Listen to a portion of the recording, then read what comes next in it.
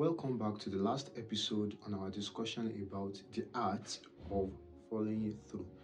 In today's video, we'll be discussing about two things, which are the four virtues we must embody to become a person that follow any task it takes on to the end.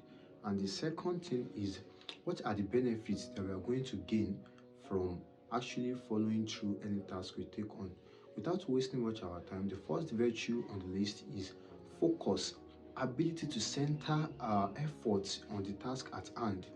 But how can we exhibit this trait in this era that there is a lot of temptations and distractions? The first thing we can do is that we can have our head up to the prize or the rewards that is attached to the completion of that task. The second thing we can do is to make sure we track our progress, positively or negatively. Are we improving in productivity on that task? So this will make us conscious and be in that particular task. So these are the two ways to which we can use to be more focused on any activity we are on.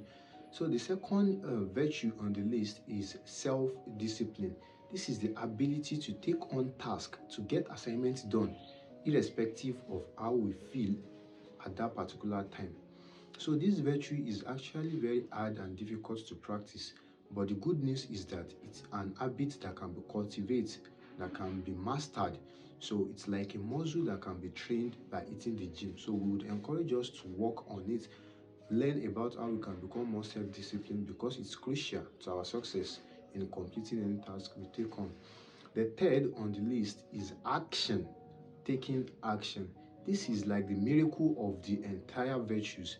Without action, there is no success, because this is the act that takes us from the idealization stage, or when we are given the task, to the development stage and further to its completion. So without taking any action, definitely we'll be at the initial stage, which is not helping at all. But there is a pitfall here that we have to be cautious of.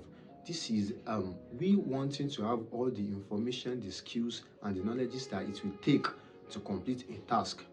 This is not possible, or this is not advisable for any one of us to do, because there are some elements that we would need to get a task done that will be gotten along in the process when we are working on that project. So therefore, the advice here is that we should go for the minimum viable needed information and knowledge that we would need. That is around 30% of what it will take to complete the task. Once we have it, we should just get into the task. The fourth virtue on the list is perseverance, which is like the art of all the other virtues. Without art, there is no life. Why is this so? In the case of following through, this is because no matter what the activity or the task we take on, there is going to be there's going to be challenges along the path. So if there's going to be, then we need something that will take us through that stage of that challenge, which is perseverance, that can be described as the tenacity to adhere to a course, irrespective of the obstacle or challenges we come across its path to its completion. So we would encourage us to work on all these virtues. We should evaluate ourselves, the degree to which we embody it, and also take a step further by learning about them and also equipping ourselves more and more on these virtues. Now moving on to the second part of our discussion, which are the benefits we are going to gain from the art of following through.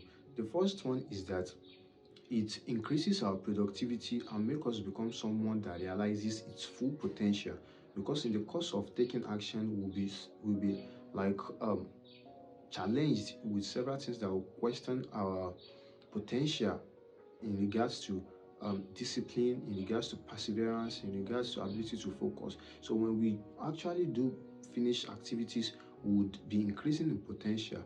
So we'll be increasing in ability to exploit our potential on that virtues.